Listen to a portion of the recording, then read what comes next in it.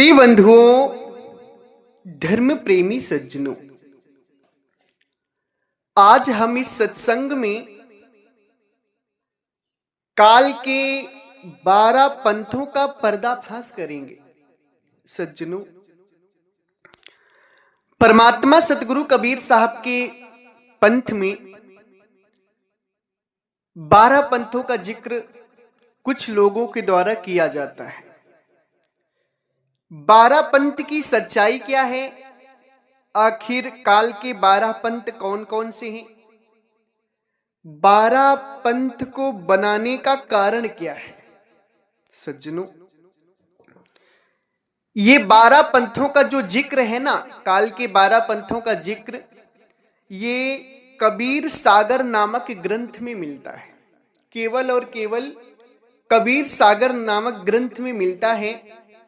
बाकी 12 पंथों की एक भी बात सतगुरु कबीर साहब की वाणियों में नहीं मिलती। ना ही बीजक में 12 पंथों की बात है, ना ही साखी ग्रंथ में 12 पंथों की बात है, ना ही भजनावली में है। सतगुरु की वाणियों में कहीं भी 12 पंथों की बात नहीं है। ये 12 पंथ आखिर क्यों बनाए गए, इनके पीछे का कारण क्या है, सच्चाई क्या है? कबीर सागर ग्रंथ झूठ है या सही है? आज हम हर तरीके का पर्दाफाश करेंगे। काल के 12 पंथों का भी पर्दाफाश करेंगे और कबीर सागर ग्रंथ का भी पर्दाफाश करेंगे, सतगुरु कबीर साहिब की वाणी विचारों के द्वारा।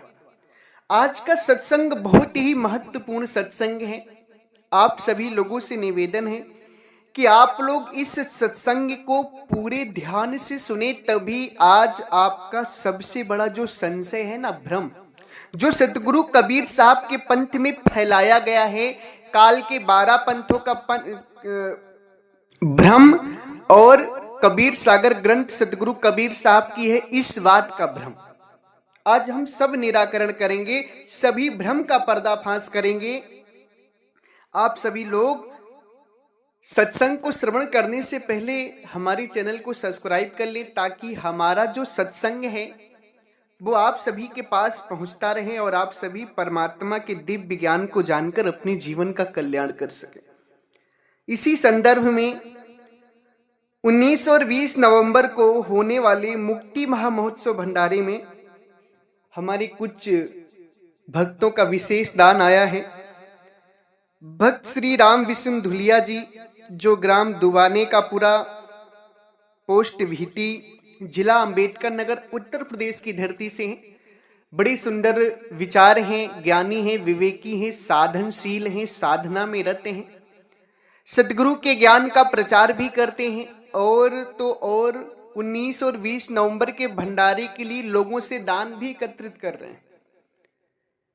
लोगों को चेताते हैं, समझाते हैं, दान एकत्रित करते हैं और आश्रम की सेवा में भेजते हैं। बड़ी सुंदर सेवा कर रहे हैं, खूब खूब आशीर्वाद। इनके साथ भक्त श्री संदेश कुमार जी, जो गाजीपुर की धरती से हैं, इनके द्वारा भी बहुत सुंदर दान आया है।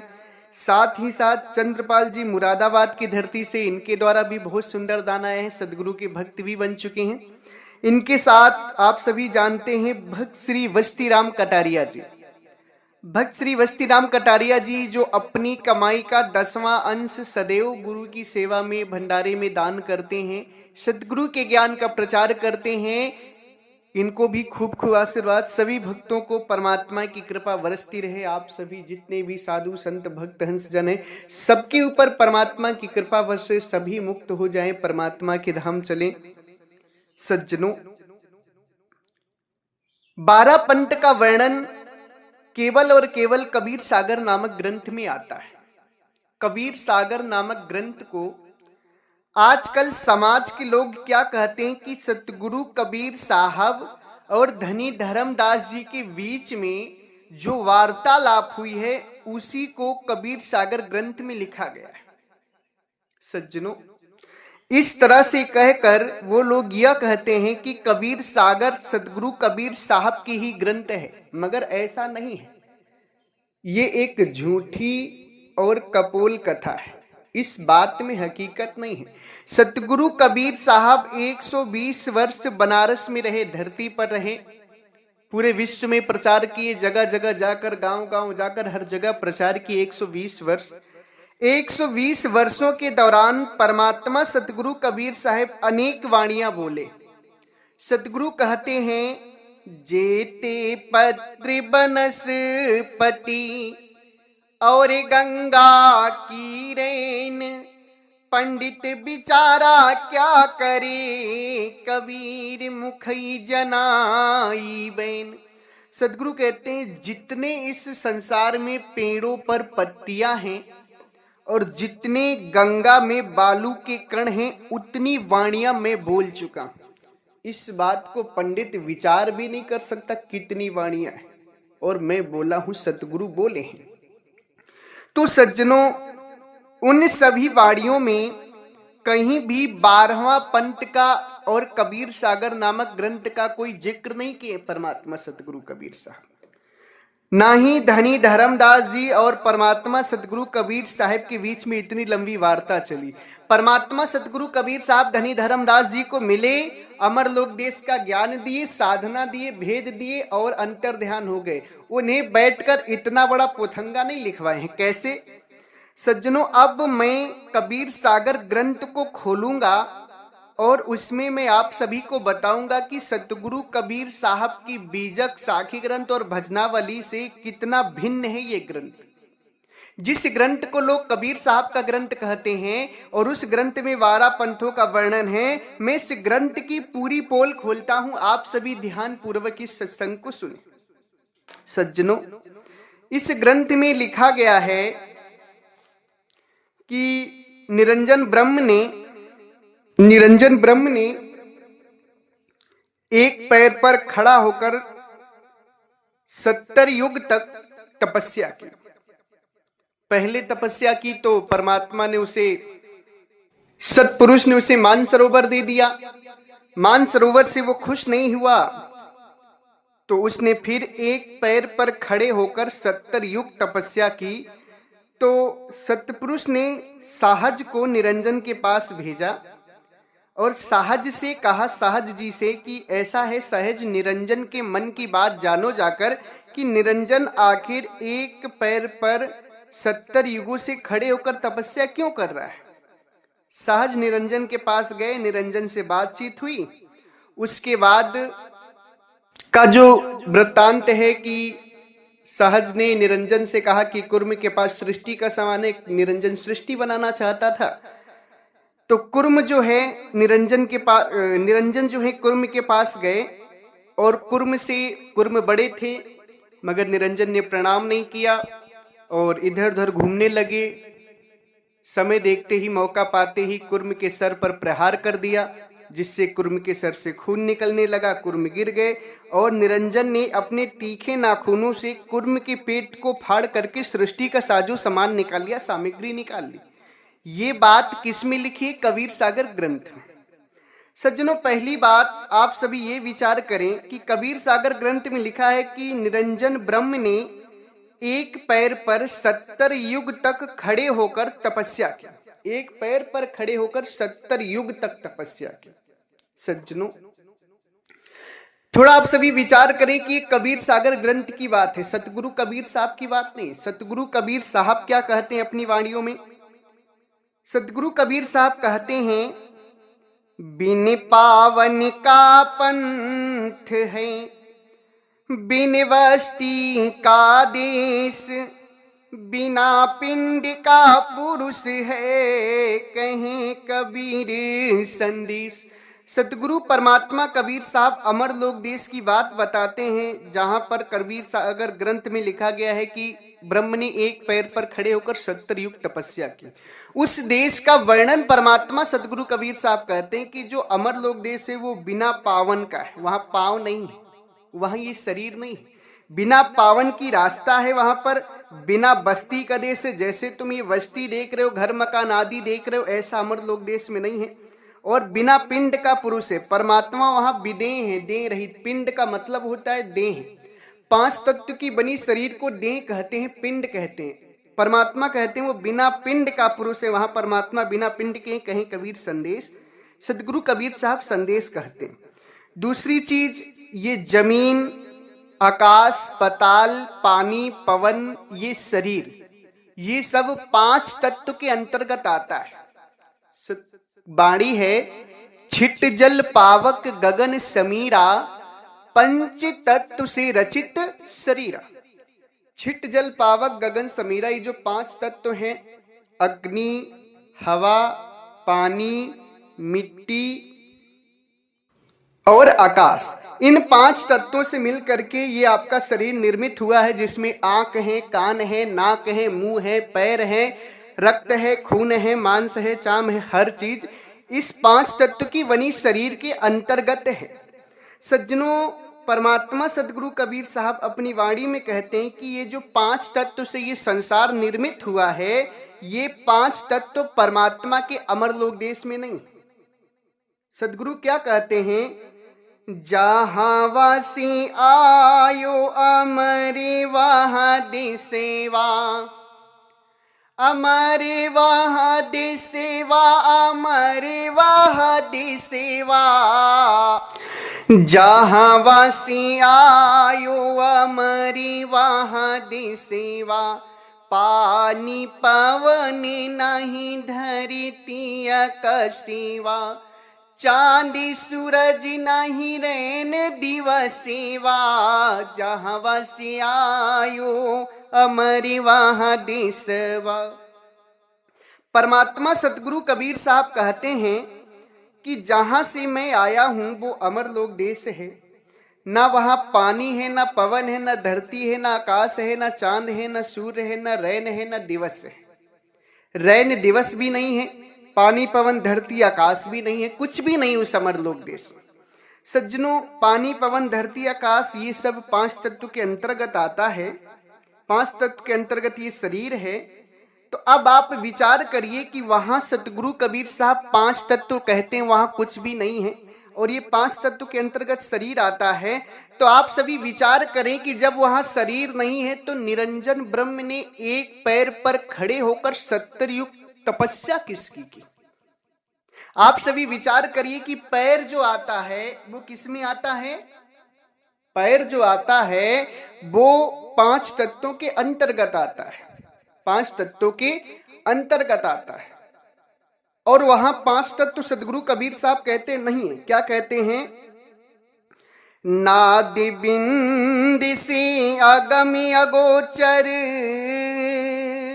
पांच तत्व से न्यार, तीन गुणन से भिन्न है, पुरुष अलेख अपार। सदगुरु कहते नाद बिंद से अगम अगोचर, पांच तत्व से न्यारा, तीन गुणन से भिन्न है, पुरुष अलेख अपार। परमात्मा का जो अमरलोक देश है वो नाद बिंद से अगम है, अगोचर है, पांच तत्व से न्यारा है, तीन गुण से भी भिन्न है, पुरुष अलेख अपार। परमात्मा का अमरलोक देश। सज्जनों, सदगुरु कहते वहां पांच तत्व तीन गुण है ये नहीं। दूसरी वाणी में कहते हैं, सो निज देश हमारा संतोष, सो निज देश हमारा, जहां जाए फिर हंस नया भी भव सागर की धारा। सो निज देश हमारा संतोष, सो निज देश हमारा। परमात्मा सदगुरु कहते हैं कि पांच तत्व गुण तीन नहीं, ताहना वह सृष्टि पसारा।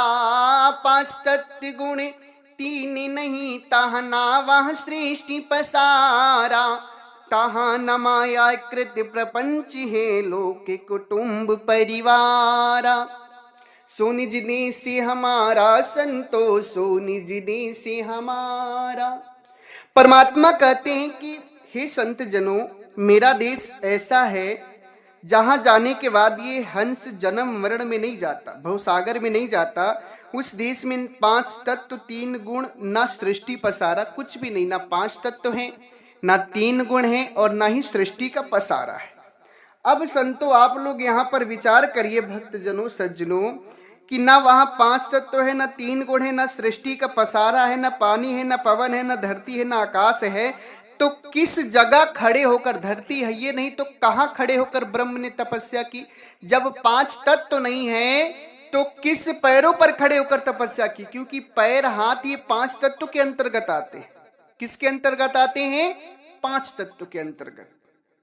आप विचार करिए, कबीर सागर ग्रंथ जो है परमात्मा सतगुरु कबीर साहब के विचारों से सरासर गलत है, एकदम झूठा और कपोल कथा है। दूसरी चीज,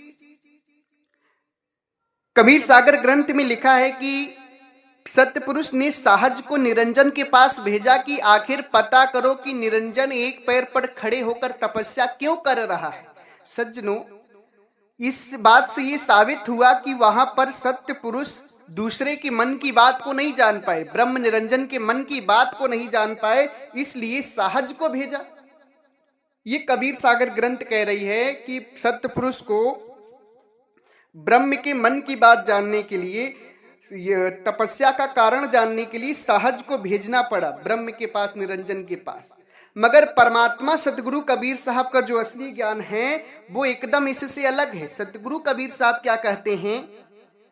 तन की जाने, मन की जाने, चित्त की जाने चोरी, उन साहिब से का छुपी, जिनकी हाथ में डोरी। परमात्मा कहते हैं कि सतगुरु परमात्मा जो है वो तन की भी जानते हैं, मन की भी जानते हैं और चित्त की भी चोरी जानते हैं। आपके तन में क्या है, मन में क्या चल रहा है, चित्त आपका कहाँ है, कैसा है, क्या है, हर चीज को परमात्मा जानते हैं। वो घट घट वासी हैं, उनसे कुछ छुपा नहीं है। तुम क्या सोच रहे हो, क्या करना चाहते हो, क्या सोचना चाहते हो, हर चीज को परमात्मा जानते हैं। उन्हें तुमसे पूछने की आवश्यकता नहीं है कि तुम क्यों ऐसा कर रहे हो। वो तुम्हारी आत्मा में समाये हुए हैं, तुम्हारी आत्मा में है, इसलिए परमात्मा तुम क्या सोच रहे हो हर चीज को जानते हैं। उसी को सतगुरु कहते, तन की जाने, मन की जाने, चित्त की जाने चोरी, उन साहिब से का छुपी है, जिनके हाथ में डोरी। उन सतगुरु परमात्मा से कुछ छुपी नहीं है। परमात्मा सतगुरु कबीर साहब सतपुरुष की बात को बताते हैं कि वो हर चीज को जानते हैं, उन्हें किसी से पूछने की आवश्यकता नहीं है। मगर कबीर सागर जो ग्रंथ है उसमें ये लिखा है कि सतपुरुष ने सहज को भेजा निरंजन के पास तपस्या का कारण जानने के लिए। सज्जनों, सतगुरु कबीर साहब के ज्ञान से कबीर सागर ग्रंथ पूरी तरह से कट जाता है। परमात्मा सब कुछ जानते, परमात्मा ने किसी सहज को नहीं भेजा। कबीर सागर ग्रंथ एकदम से झूठा कपोल कथा है। इसी कबीर सागर ग्रंथ में 12 पंथों का वर्णन है। मैं पूरा पंथ जो भेद है वो क्लियर करूंगा। अब यहाँ पर लिखा है कि कुर्म निरंजन ने कुर्म के सर को फोड़ दिया और तीखे नाखूनों से कुर्म के पेट को फाड़ दिया। अब सज्जनों, यहाँ पर इतना बड़ा अंधकार आपके सामने रख दिया गया, इतने बड़े अंधकार में आपको ढकेल दिया गया कि जिसकी कोई सीमा नहीं है। परमात्मा सतगुरु कबीर साहब कहते हैं कि उस अमर लोक देश में 5 तत्व तो नहीं है, सर भी 5 तत्व के अंतर्गत आता है। और खून निकला, ये खून अमर लोक देश में है ये नहीं है, 5 तत्व तो है ये नहीं है। तीखे नाखूनों से कुर्म का पेट फाड़ दिया। अब ये बताइए, क्या तीखे नाखून वहां पर हैं? नाखून तो ये आपके शरीर में है ना, और शरीर वहां पर नहीं है, वहां आत्माएं हैं। वहां पर शरीर नहीं है, वहां केवल और केवल आत्माएं हैं। तो आप सभी ये विचार करिए कि जब वहां पर 5 तत्व तो है ये नहीं, तो कुर्म का सर कहां से आ गया और कुर्म का पेट कैसे फट गया। अब यहाँ पर कुछ लोग इस बात को कहते हैं कि वहां पर शरीर नहीं था, आत्मा का पैर था, आत्मा का सर था और आत्मा का पेट था। तो अब सज्जनों, यहाँ पर इस बात को आप सभी समझिए कि क्या आत्मा के सर को कोई फोड़ सकता है? क्या आत्मा को भी कोई, आत्मा के पेट को कोई नाखूने से फाड़ सकता है? अगर आत्मा को भी फाड़ने लगा, आत्मा के भी सर को अगर कोई फोड़ने लगा, तब तो आत्मा में अंतर क्या रह गया शरीर और आत्मा में? सदगुरु कहते आत्मा ये जो है अमर है, आत्मा को कोई मार नहीं सकता, जला नहीं सकता, काट नहीं सकता। आप सभी भी जानते हैं कि आत्मा को कोई काट नहीं सकता, जला नहीं सकता, मार नहीं सकता। और उसमें लिखा है कि निरंजन ने कुर्म के सर को भी फोड़ दिया और नाखूनों से कुर्म के पेट को भी फाड़ दिया। अगर 5 तत्व के अंतर्गत शरीर आप मानते अमर लोक देश में, तो 5 तत्व वहां है ही नहीं है। अगर वहां शरीर को नहीं मानते हैं, आत्मा को मानते, तो आत्मा के सर को कोई फोड़ नहीं सकता है, आत्मा के पेट को कोई फाड़ नहीं सकता है। दोनों तरह से कबीर सागर ग्रंथ की बात एकदम झूठी झूठी कपोल कथा है, अज्ञानमय ग्रंथ है। इसमें सतगुरु कबीर साहब का कोई भी ज्ञान नहीं है। अगर आप सभी को मेरी बातों में कोई संदेह लगता हो या प्रश्न लगता हो, तो आप सभी मुझे जो है कमेंट करके पूछ सकते हैं कि आपने यहाँ पर गलत बोला है। आपका कोई भी संदेह हो, आप कमेंट करके जरूर पूछें। या मेरा नंबर है 7080428514। मेरा नंबर है 7080428514। इस पे व्हाट्सएप भी चलता है, फोन भी आता है। इसमें आप फोन कर लें, या फोन नहीं उठता तो व्हाट्सएप में मैसेज करके पूछें, जहां भी आपको शंका लगे। सज्जनों, कबीर सागर ग्रंथ जो है पूरी तरह से काल्पनिक है, सतगुरु कबीर साहब का ग्रंथ नहीं है। परमात्मा सतगुरु कबीर साहब के ग्रंथ में ऐसी कहीं भी कोई वाणियां नहीं है जैसी वाणियां कबीर सागर ग्रंथ में लिखी गई है। सतगुरु कबीर साहब के जो ग्रंथ हैं, बीजक हैं, साखी ग्रंथ है, भजनावली हैं, उनसे कबीर सागर एकदम भिन्न है। सतगुरु कबीर साहब का विचार नहीं है कबीर सागर ग्रंथ में, कुछ मनमती संतों ने लिखा है उसे। दूसरी चीज, अब आप सभी जरा विचार करिए कि कबीर सागर ग्रंथ में काल के 12 पंथों का वर्णन है। अब मेन बात पे आते हैं, जिस पर हमें मूल सत्संग देना है, जिस पर हमें आप सभी को समझाना है। इसी कबीर सागर ग्रंथ में ही काल के 12 पंथों का वर्णन मिलता है। कौन कौन से 12 पंथ हैं, आप सभी ध्यान से सुने। पहला है नारायण दास जी का पंथ, दूसरा है यागोदास जी का पंथ, तीसरा है सुरति गोपाल दास जी का पंथ, चौथा है मूल निरंजन का पंथ, पांचवा है टकसारी पंथ, छठा है भगवान दास जी का पंथ जो बिहार की धनौती गद्दी है, सातवां है सतनामी दरियादास जी का पंथ, आठवां है कमाली जी का पंथ, नौवां है राम कबीर पंथ, 10वां है प्रेम धाम की वाणी पंथ, 11वां है जीवा तत्वा का पंथ जो गुजरात के हैं, 12वां गरीबदास जी महाराज का पंथ है जो कि छुड़ानी धाम हरियाणा के हैं। सज्जनों, इन 12 पंथों को कबीर सागर ग्रंथ में काल का पंथ बताएगा। इन 12 पंथों को काल के पंथ बताएंगे कि ये सब काल के पंथ हैं। अब सज्जनों, यहाँ पर एक सबसे बड़ी बात ये आ गई कि इसमें सुरति गोपाल दास जी का पंथ बताया गया जो काल का पंथ है। सुरत गोपाल दास जी जो हैं, उनके पंथ को भी काल का पंथ बताया है, कमाली जी को भी काल का पंथ बताया है, गरीबदास जी को भी काल का पंथ बताया, जीवा को भी काल का पंथ, जीवा तत्व को भी काल का पंथ बताया है, दरियादास जी महाराज, भगवान दास जी, मतलब कि जो परमात्मा सतगुरु कबीर साहब के पंथ के थे, जो जिनको सतगुरु कबीर साहब स्वयं मिले हैं, उन्हें भी कबीर सागर ग्रंथ में काल का पंथ बताया गया है। क्यों बताया गया, इसका एक बहुत बड़ा कारण है, जिस कारण को शायद है कि कोई पुराना विवेकी संत ही समझ जानता होगा। आज मैं कबीर सागर ग्रंथ में काल के 12 पंथ को बनाने के पीछे का जो रहस्य है, जो कारण है, उस कारण को बताने जा रहा हूं। सज्जनों, सुरत गोपाल दास जी जो हैं, कबीर चौरा मठ के पहले आचार्य हैं। जब परमात्मा सतगुरु कबीर साहब मगहर में अंतर ध्यान हुए, उसके बाद सुरत गोपाल दास जी ही कबीर चौरा मठ में जो है कि आचार्य बने हैं। अब सुरत गोपाल दास जी की पूरी हम कहानी आपको बताते, यहीं से आपको 12 पंथों का जो है पूरा भेद समझ में आएगा। ध्यान से आप सभी लोग सत्संग को श्रवण करिएगा। 12 पंथों का जो वर्णन है वो इस तरीके से है कि सुरत गोपाल दास जी जो हैं, उन्हीं का नाम है सर्वाजीत सर्वानंद। सर्वाजीत की कहानी आप सभी ने सुनी होगी। सर्वाजीत एक बहुत बड़े विद्वान ब्राह्मण थे, जिन्हें हर वेद शास्त्र भागवत पुराण गीता जितने भी हैं सभी का परिपूर्ण ज्ञान था। कोई भी ब्राह्मण, कोई भी विद्वान उनके सामने टिक नहीं पाता था उनकी विद्वत्ता के आगे।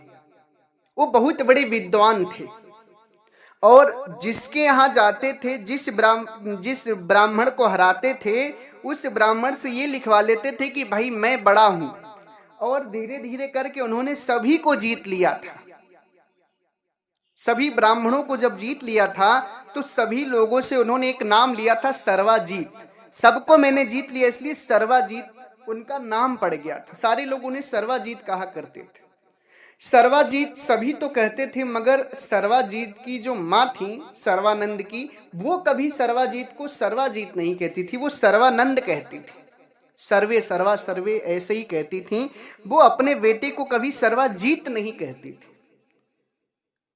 तो सर्वाजीत कहते हैं कि माँ, पूरा लोग जितने भी बड़े बड़े विद्वान हैं सबको मैंने हरा दिया, सभी लोग मुझे सर्वाजीत कहते हैं, आप क्यों नहीं कहती मुझे सर्वाजीत?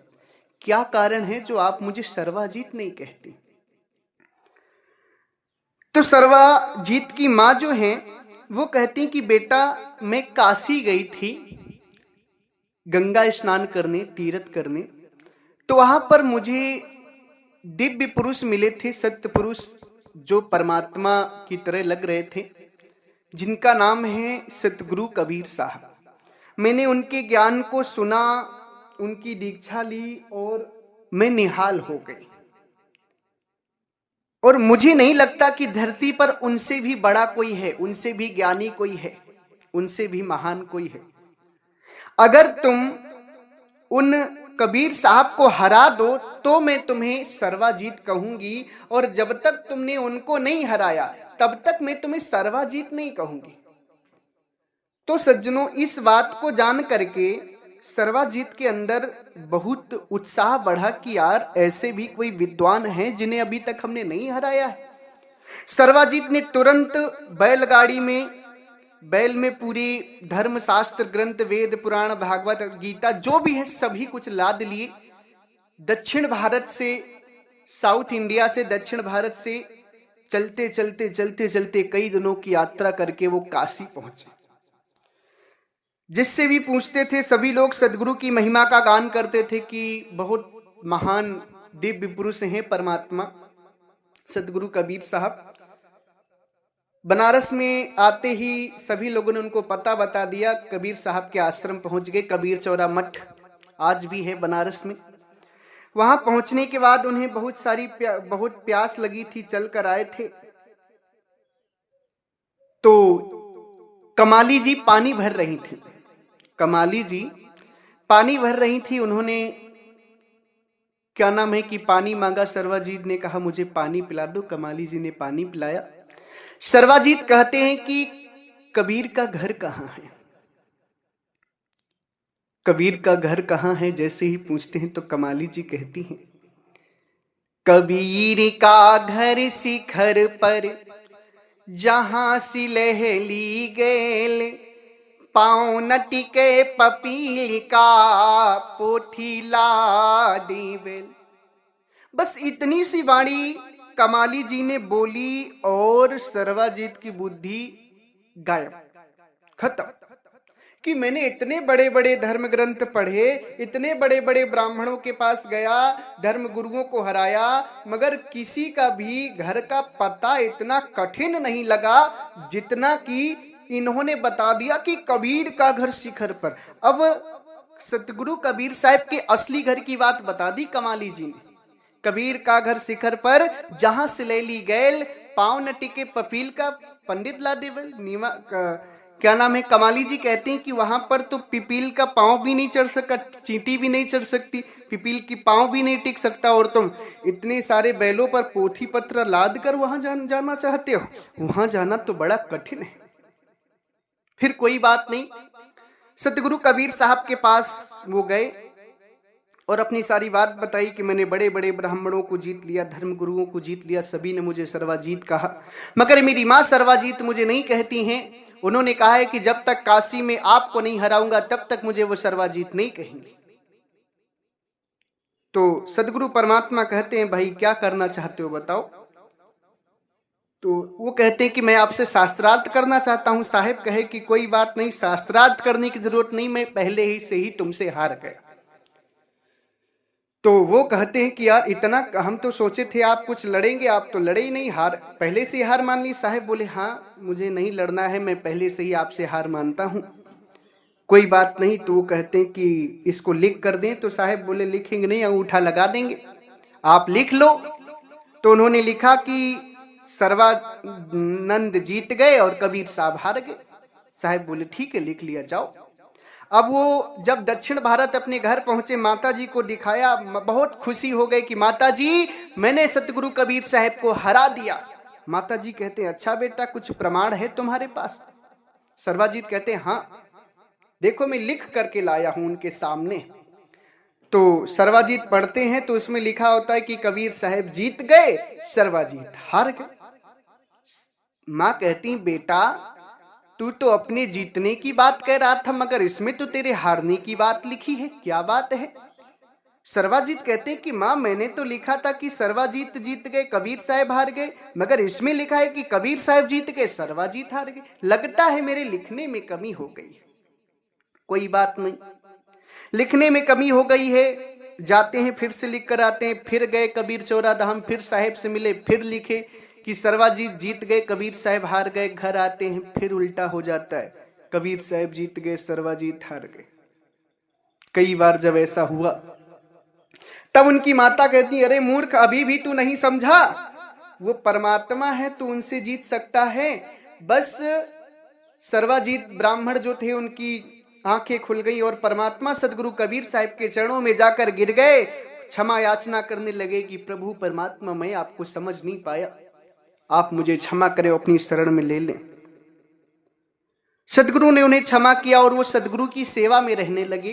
तो सज्जनों, जब परमात्मा सदगुरु कबीर साहब अंतर ध्यान हुए मगहर में, उसके बाद सूरत जो सर्वाजीत ब्राह्मण थे उनका नाम सदगुरु ने सूरत गोपाल रख दिया था। सूरत गोपाल जी ही कबीर चौरा मठ के प्रथम आचार्य बने हैं सतगुरु कबीर साहब के बाद। अब यहां पर काल के 12 पंथों में कबीर सागर ग्रंथ में सूरती गोपाल जी के पंथ को काल का पंथ बताया गया है, जबकि सूरती गोपाल जी सतगुरु कबीर साहब की ही गद्दी कबीर चौरा में प्रथम आचार्य बने थे सतगुरु कबीर साहब के बाद। अब ये बताइए, कबीर सागर ग्रंथ में ये लिखा है कि ये ग्रंथ सतगुरु कबीर साहब का है और सतगुरु कबीर साहब ही काल के 12 पंथों का विस्तार बताते हैं। अब यहाँ पर आप विचार करिए कि जिस गद्दी पर सतगुरु कबीर साहब 120 वर्ष रहे हैं, उस गद्दी को क्या सतगुरु कबीर साहब काल का पंथ बताएंगे? उसे काल का बताएंगे? अपने शिष्य जो कि सूरती गोपाल जी सतगुरु के शिष्य थे, अपने शिष्य को काल का शिष्य बताएंगे सतगुरु कबीर साहब? आप सभी विचार करिए, कभी नहीं बता सकते। आखिर सूरती गोपाल दास जी का पंथ काल का पंथ क्यों कहा गया? क्या कभी आपने सच्चाई को जानने की कोशिश की? नहीं की। मैं आज आपको बताता हूं कि काल के 12 पंथ बनाने के पीछे का कारण क्या है। सज्जनों, काल के 12 पंथ जो हैं सतगुरु कबीर साहब के अंतर ध्यान होने के 100-150 वर्ष बाद बनाए गए हैं। क्यों बनाए गए हैं मैं आपको बताता हूं। शायद 200 वर्ष बाद ऐसे ही कुछ बनाए गए हैं। क्यों बनाए गए हैं मैं आपको बताता हूं। इसके पीछे का पूरा कारण क्या है, आप सभी ध्यान से सुने। सज्जनों, परमात्मा सतगुरु कबीर साहब के शिष्य से धनी धर्मदास जी महाराज, धनी धर्मदास जी महाराज शिष्य थे और परमात्मा सतगुरु कबीर साहब गुरु थे। अब यहाँ पर बात क्या है कि धनी धर्मदास जी महाराज का जो पंथ था, जो वंश, जो आचार्य गद्दी थी उनकी, तो वहां पर शादियां होती थी, वो वंश गद्दी थी, बच्चे को ही आचार्य बनाया जाता था। और कबीर चौरा मठ में जो ज्ञानी होता था उसे आचार्य बनाया जाता था। तो सज्जनों, धनी धर्मदास जी सतगुरु कबीर साहब के शिष्य थे। इस कारण धनी धर्मदास जी के वंशाचार्य जो हुआ करते थे, वंश के लोग जो हुआ करते थे, वो कबीर चौरा मठ का सम्मान करते थे कि ये हमारी गुरु गद्दी है। क्या है? गुरु गद्दी कबीर चौरा। जब भी वंशाचार्य में, धनी धर्मदास जी महाराज के वंशाचार्य में किसी की भी शादी होती थी, तो वो लोग माथा टेकने के लिए कबीर चौरा मठ जाया करते थे। इस बात को बहुत ध्यान से आप सभी श्रवण करिएगा।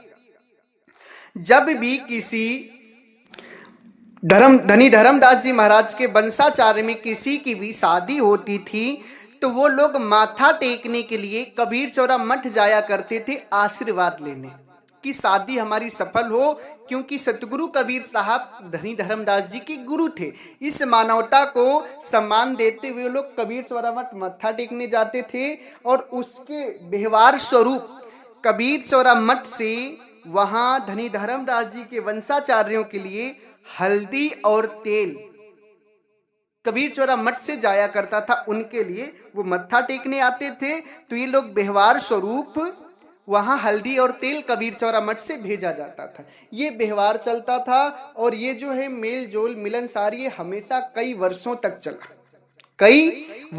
चला। एक बार क्या हुआ कि धनी धर्मदास जी के वंशाचार्य जो थे अपने बच्चे की शादी के अवसर पर कबीर चौरा मठ मत्था टेकने गए। अच्छा, धनी धर्मदास जी महाराज जो थे वो संपन्न थे, धनी थे। उनके बच्चे जो वंशाचार्य थे वो भी खूब राजा महाराजाओं की तरह रहना हुआ करता था, गरीब नहीं थे, संपन्न थे। तो खूब हाथी घोड़ों में बैठ करके साजोबाज के साथ कबीर चौरा मत्था टेकने जाया करते थे। तो उसी में से एक वंशाचार्य के बच्चे की शादी थी। तो उस शादी के उपलक्ष्य में वो लोग कबीर चौरा नियमानुसार माथा टेकने गए। जब मत्था टेकने गए तो कबीर चौरा मठ में मत्था टेक कर कबीर चौरा मठ के जो आचार्य थे उनके समीप बैठे हुए थे। उसी समय कुछ राजा महाराजा जो हैं सतगुरु कबीर साहब के आश्रम पर आए, प्रणाम किया, समाधि का दर्शन किया। उसके बाद जो कबीर पंथ के सतगुरु कबीर साहब के कबीर चौरा मठ के जो आचार्य थे उनके पास गए, प्रणाम किया। प्रणाम करके जब उन्होंने देखा कि यहाँ पर एक और भी कोई राजा महाराजा की तरह बैठे हैं जो कि धनी धर्मदास जी के वंशाचार्य थे, तो उन राजाओं ने पूछा कि आचार्य श्री ये जो और बैठे हैं अतिरिक्त आपके पास ये कौन है? तो कबीर पंथ के जो कबीर चौरा मठ के जो आचार्य थे उन्होंने धनी धर्मदास जी गद्दी का परिचय देते हुए कहा कि ये हमारे शिष्य हैं। क्या कह दिया? शिष्य हैं। धनी धर्मदास जी पंथाचार्य के जो आचार्य थे उनको कबीर चौरा मठ के आचार्य ने शिष्य कह दिया। क्या कह दिया? शिष्य।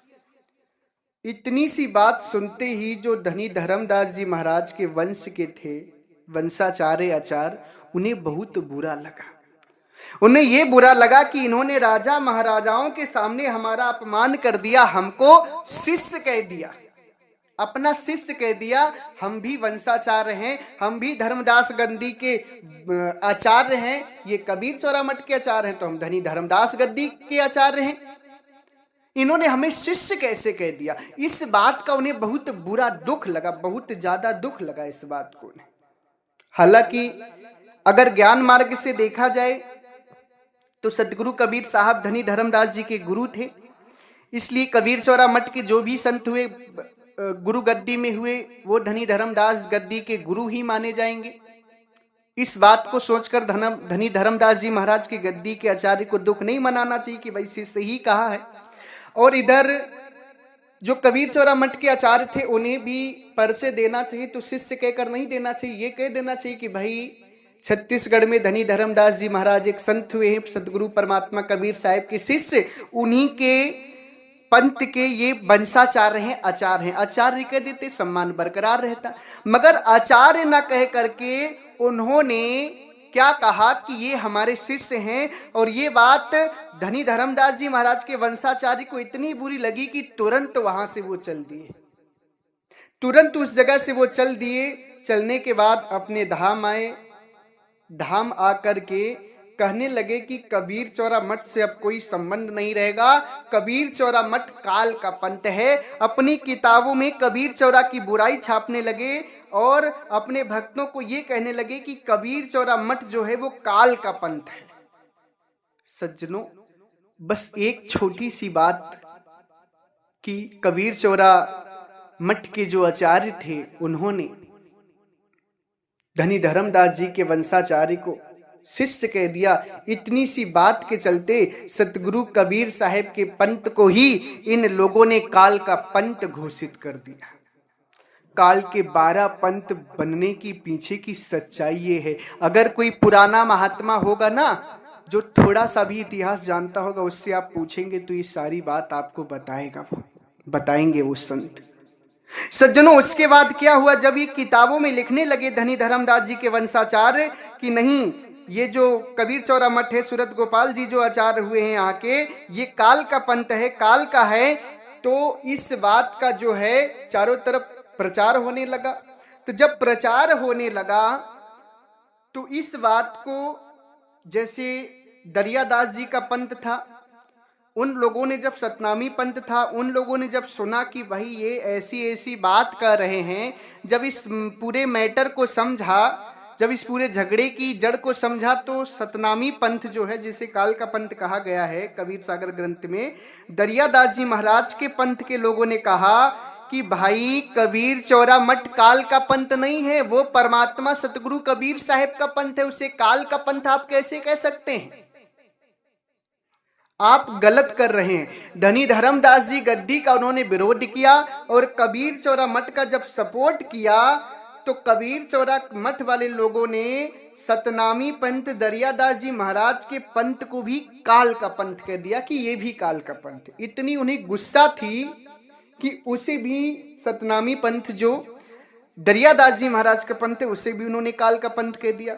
अब इसके बाद जो बिहार की धनौती गद्दी भगवान दास जी के पंथ को जो काल का पंथ कहा गया है, भगवान दास जी के गद्दी वाले लोगों को जब इस बात का ज्ञान हुआ, पता चला कि भाई कबीर चौरा मठ को ये काल का पंथ घोषित कर रहे हैं, तो भगवान दास जी की भी गद्दी ने विरोध किया धनी धर्मदास जी की गद्दी का कि नहीं, आप लोग गलत कर रहे हैं, ये आप करना उचित नहीं है, क्योंकि सतगुरु कबीर साहब की आचार्य गद्दी काल की गद्दी नहीं, वो परमात्मा की गद्दी है, आप लोग गलत कर रहे हैं। उन्होंने इस बात पर उंगली उठाई तो भगवान दास जी की गद्दी को भी काल का पंथ बता दिया गया।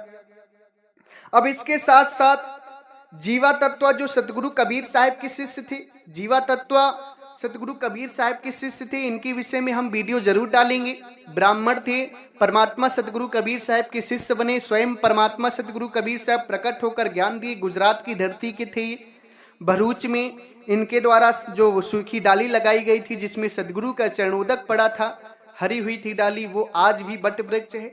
जब जीवा तत्व के पंथ के लोगों को ये बात पता चली कि धर्मदास गद्दी के लोगों ने जो है कि सूरत गोपाल जी महाराज जो कबीर चौरा मठ है इसको काल का पंथ घोषित कर दिया है, तो इन लोगों को भी ये बात बुरी लगी। इन लोगों ने भी कहा कि नहीं, आप गलत कर रहे हैं, परमात्मा के आश्रम को आप काल का पंथ घोषित कर रही हैं, गलत है। तो इन लोगों ने, धनी धर्मदास की गद्दी वालों ने जीवा तत्व के पंथ को भी काल का पंथ कह दिया। इधर कमाली जी के पंथ के जो लोग थे उन्होंने भी विरोध किया कि नहीं, आप गलत कर रहे हैं, सतगुरु का पंथ काल का पंथ नहीं है, उन्हें भी काल का पंथ घोषित कर दिया। और गरीबदास जी महाराज जो कि छोड़ानी धाम हरियाणा की धरती से हैं, जब इनके गद्दी के लोगों को ये बात पता चली तो इन्होंने साफ कह दिया कि धर्मदास की गद्दी वाले लोगों ने गलत किया है, इस गलती के लिए हम उन्हें क्षमा नहीं करेंगे, हम उनके साथ नहीं, हम कबीर चौरा मठ के साथ खड़े हैं। तो उन लोगों ने क्रोध में आकर गरीबदास जी महाराज के भी पंथ को काल का पंथ घोषित कर दिया। सज्जनों, आप देखिए कि कारण क्या है। इस कारण को समझिए कि कारण बस केवल इतना था कि कबीर चौरा मठ के आचार्य ने धनी धर्मदास जी के वंशाचार्य को अपना शिष्य कह दिया। बस इतनी सी बात को लेकर इतना बड़ा उनके अंदर क्रोध आया कि सतगुरु कबीर साहब के कबीर चौरा पंथ को भी काल का पंथ बता दिया गद्दी को, फिर भगवान दास जी की गद्दी को काल का बता दिया, सतनामी गद्दी को काल का बता दिया, दरियादास जी महाराज को, कमाली पंथ को भी काल का बता दिया, जीवा तत्व के भी गद्दी को काल का पंथ बता दिया, गरीबदास जी महाराज की गद्दी को भी काल का पंथ बता दिया। क्रोध में आकर के और तो और इस बात को कबीर सागर नामक ग्रंथ बनाकर उसमें लिख दिया और इसमें डाल क्या दिया, देखिए कितना बड़ा धोखा किया आपके साथ। क्या डाल दिया कि ये ग्रंथ सतगुरु कबीर साहब की है, जिसमें धनी धर्मदास जी महाराज और कबीर साहब के बीच हुई वार्तालाप लिखी गई है। अब आप विचार करिए कि ऐसा उन्होंने नाम डाल दिया सतगुरु कबीर साहब का कि सारे कबीर पंथी पढ़ेंगे और इसमें उलझ जाएंगे।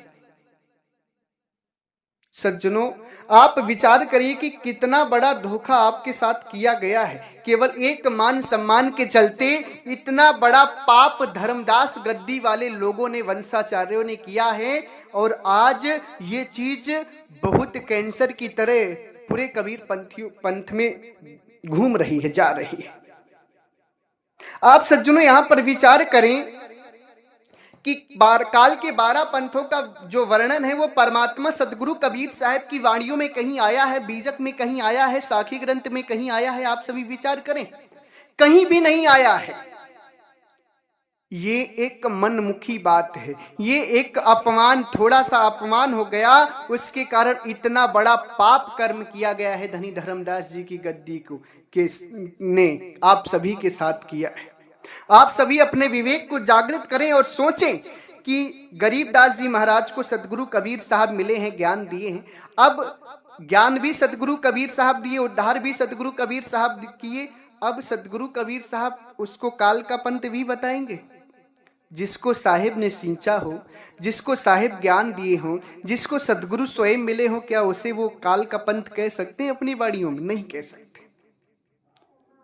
जीवा तत्व को स्वयं सतगुरु परमात्मा कबीर साहब मिले, उनका कल्याण की, उनका उद्धार की, उनको मुक्ति दी, अमर लोक देश का मार्ग बताए, वो लोग अमर लोक देश गए। क्या सतगुरु ने काल का पंथ कहेंगे? दरियादास जी महाराज को भी परमात्मा सदगुरु कबीर साहब मिले, भगवान दास जी को भी परमात्मा सदगुरु कबीर साहब मिले, कमाली जी तो उनके साथ ही रहती थी। इन लोगों को परमात्मा सदगुरु कबीर साहब मिले हैं, ज्ञान दिए हैं। क्या सतगुरु कबीर साहब इनको काल का पंथ कह सकते हैं? कभी नहीं कह सकते हैं।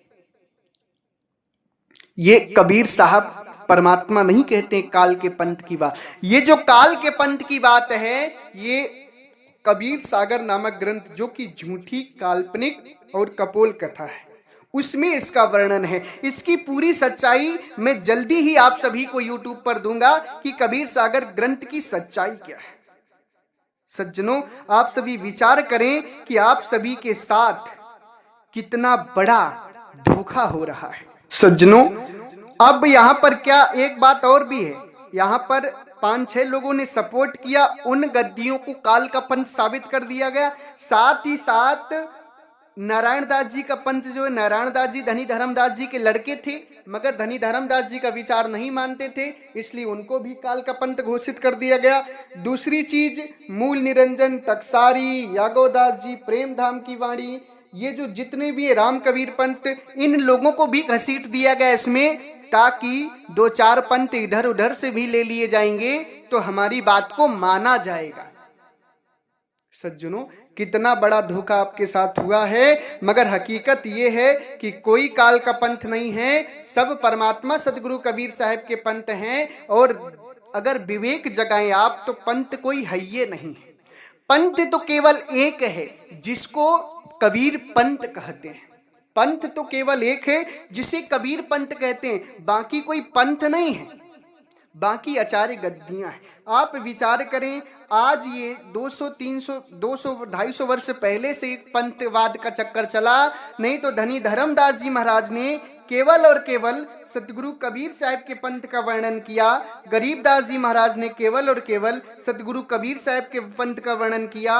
दादू दयाल जी ने, नानक दास जी ने, जितने भी संत हैं, सतगुरु कबीर साहब के पंथ का वर्णन किए। कोई पंथ नहीं चलाया उन्होंने, कोई भी पंथ नहीं चलाया उन्होंने, केवल कबीर पंथ का। हाँ, आचार्य गद्दियां जरूर चली हैं। गरीबदास जी महाराज की आचार्य गद्दी चली, धनी धर्मदास जी की आचार्य गद्दी चली, और ये दरियादास जी महाराज की आचार्य गद्दी चली। अनेक संत जो है उनकी आचार्य गद्दी चली, उन्होंने आचार्य गद्दियां जरूर चलाई है, मगर पंथ तो केवल सतगुरु कबीर साहब के पंथ का ही प्रचार किया है।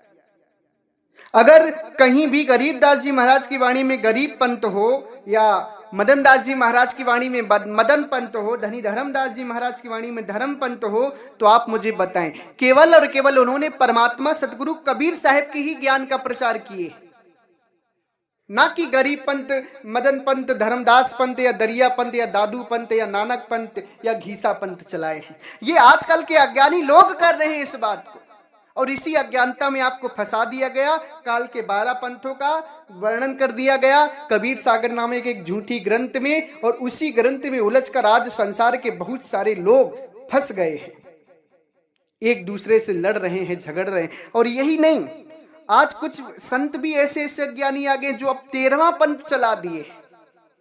12 पंथ से पिंड छूटा नहीं था, 12 पंथ के भ्रम अभी खत्म नहीं हुए थे, तब तक कुछ अज्ञानियों ने आकर 13वां पंथ चला दिया। क्या कहते हैं कि 12 पंथ काल के, 13वां पंथ हम स्वयं चलाएंगे आकर के। कुछ ऐसे हैं, जैसे आप नाम नहीं लेना चाहेंगे हम, आप सभी समझ जाइए कि 13वां पंथ चला दिए हैं लोग एक अलग से। 12 पंथ था, अब 13वां पंथ चला दिए।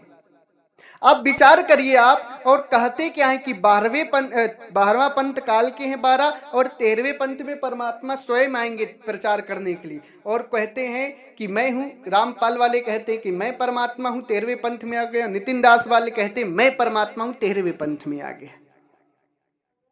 सज्जनों, परमात्मा सदगुरु कबीर साहब कोई पंथ नहीं चलाए। सदगुरु कबीर साहब इस जीव को अमर लोक देश जाने का एक मार्ग बताए, उसी का नाम कबीर पंथ हो गया। और सभी संतों ने बस इसी पंथ का प्रचार किया है। ना किसी संत ने 12 पंथ का वर्णन किया, ना किसी संत ने 13 पंथ का वर्णन किया। जो ज्ञानी संत हुए हैं, जो परमात्मा दर्शी संत हुए हैं, उनकी वाणियां आप उठाकर देखें, क्या उन वाणियों में 12 और 13वें पंथ का वर्णन है? क्या धनी धर्मदास जी महाराज ने 12 13 पंथ का वर्णन किया है? क्या गरीबदास जी महाराज ने वर्णन किया है? क्या दरियादास जी महाराज ने वर्णन किया है? क्या मदन दास जी महाराज ने वर्णन किया है? क्या जीवा तत्व जी ने, क्या कमाली जी ने वर्णन किया है 12 और 13वें पंथ का? नहीं किया है। आपके साथ एक खेल खेला जाता है, आपको नरक में डुबोया जाता है, 84 डांस जाने के लिए प्रेरित किया जाता है, एक काल के 12 और 13 पंथ को बता करके। आज के ये अज्ञानी संत 12 पंथ के झगड़े से अपनी आपको महान बनाना चाहते हैं, कहते हैं कि मैं 13वें पंथ में आ गया। 12 पंथ की हकीकत को नहीं समझ पाए और कहते मैं 13वें पंथ का परमात्मा हूं। किस बात के परमात्मा हो तुम? कभी कहते हो आत्मा ही सब कुछ है, कभी कहते हो मैं 13वें पंथ में परमात्मा ही चलाया हूं। अगर कभी कभी कहते हो कि परमात्मा होता ही नहीं है, कभी कहते हो परमात्मा ने मेरी ड्यूटी लगाई है प्रचार करने के लिए। आज 13वें पंथ के अज्ञानियों का मैं बात बता रहा हूं आप सभी। सज्जनों, आप सभी विचार करें, परमात्मा सदगुरु कबीर साहब का जो असली ज्ञान है वो आत्मा परमात्मा को जानकर मुक्त होना है, अमरलोक देश जाना है। ना 12वें पंथ का झंझट, ना 13वें पंथ का झंझट। हम सभी अगर मुक्त होना चाहते हैं, अगर चाहिए मुक्ति, तो आप सभी को ये 12 पंथ 13 पंथ खत्म करके एक पंथ की स्थापना करनी होगी, जो कि पहले से स्थापना है, बस उसे मानना है, जिसका नाम है सतगुरु कबीर साहब का पंथ। उसके अलावा कोई पंथ नहीं है, उसके अलावा कोई धर्म नहीं है, उसके अलावा जो भी है सब बेकार है। केवल और केवल सत्य है तो परमात्मा सतगुरु कबीर साहब का पंथ ही सत्य है। मगर कुछ अज्ञानियों ने अज्ञानता की इतनी हदें पार कर दी हैं कि कहते हैं 13वें पंथ को परमात्मा सतगुरु कबीर साहब स्वयं चलाने आएंगे।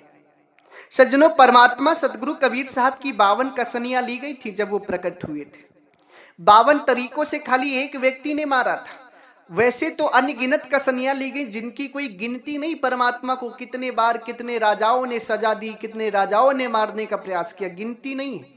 12 कसनी का नाम इसलिए आता है क्योंकि 12 कसनी एक व्यक्ति के द्वारा ली गई, ये बहुत बड़ी बात थी। अब 12 कसनी परमात्मा सदगुरु कबीर साहब की ली गई, वो असली परमात्मा थे, उनका कुछ भी नहीं हुआ। उनकी 5 तत्व की बनी शरीर नहीं थी, उनका कुछ नहीं हुआ। वो कहते भी हैं, देह नहीं पर दर से देही, कहाई कबीरे हम सबद सने। सदगुरु कहते हैं मेरी देह नहीं है, मात्र दिखने में देह आ रही, मैं शब्द स्वरूपी परमात्मा हूं। कहते हैं ना, शब्द स्वरूपी नाम साहब का सोई नाम हमारा।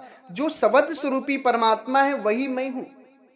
उनकी देह नहीं थी, इसलिए उनकी 52 कसनी ली गई, उनका कुछ नहीं बिगड़ा, वो परमात्मा थे।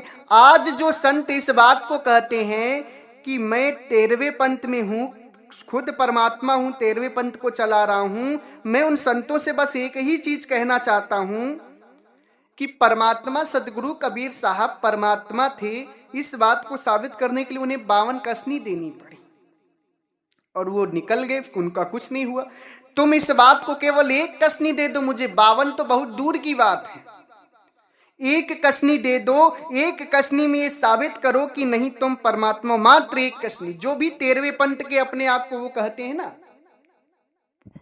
कि 13वें पंथ हम ही चली आए, सब पंथ मेट के एक पंथ चलाए। अगर तुम 13वें पंथ में परमात्मा हो, कोई बात नहीं, मैं मानने को तैयार हूं, मगर एक कसनी दो मुझे। एक कसनी दे दोगे, खरे उतर जाओगे, मैं मान लूंगा कि तुम परमात्मा। नहीं दे सकते। अगर क्षमता है, अगर तुम परमात्मा हो तो तुम्हें डरने की आवश्यकता नहीं। सारे समाज के सामने, मीडिया के सामने मात्र एक कसनी ली जाएगी आपकी। अगर एक कसनी में खरे उतरते हो तो परमात्मा हो, नहीं तो ये जो अपना तुमने झूठी पाखंड की बाजार फैला रखी ना 12-13 पंथ की, इसको खत्म कर दो, तभी तुम सभी का कल्याण होगा। नहीं तो सभी के सभी 84 जाओगे, मुक्त नहीं हो सकते। धन दौलत रुपया पैसा कितने दिन तक यूज करोगे? जब तक जीवन है तभी तक यूज करोगे ना। अरे क्यों परमात्मा बनकर बैठते हो? क्या मिल जाएगा तुम्हें परमात्मा बनकर? विचार करो, परमात्मा बनने की बात करते हो, क्या तुम मुक्त हुए हो जन्म मरण से? पहले यही अपने अंदर हाथ रख कर देखो, क्या मुक्त हुए हो जन्म मरण से?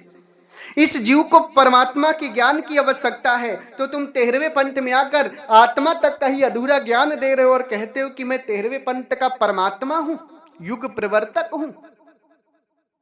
पहले ज्ञान तो पूरा जान लो, फिर संसार के लोगों को इस अज्ञानतापूर्ण बात को बताना।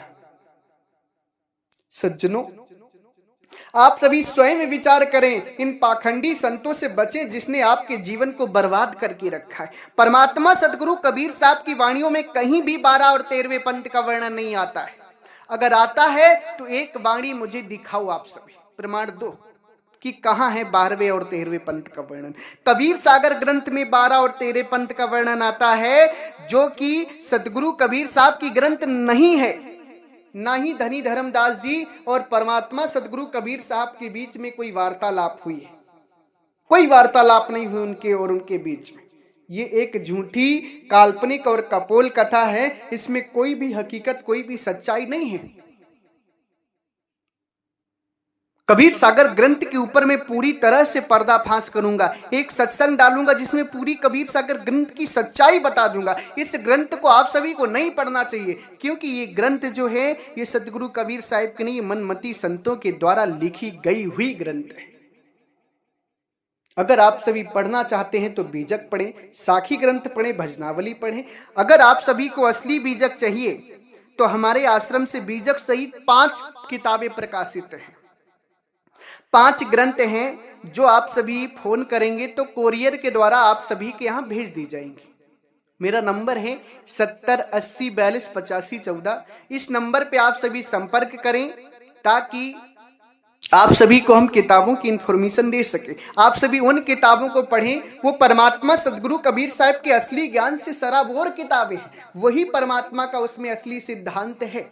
बाकी तो ये जो कबीर सागर, अनुराग सागर किताब बना के बैठे ना, सब के सब फोर्जर किताब है, एकदम झूठी, काल्पनिक और कपोल कथा है। नहीं तो इनके विषय में अगर कोई मुझसे चर्चा करना चाहता है, बड़े से बड़ा विद्वान मानता है कि नहीं ये किताबें सत्य हैं, कबीर सागर साहब की किताब है, तो आकर मुझसे बात करें।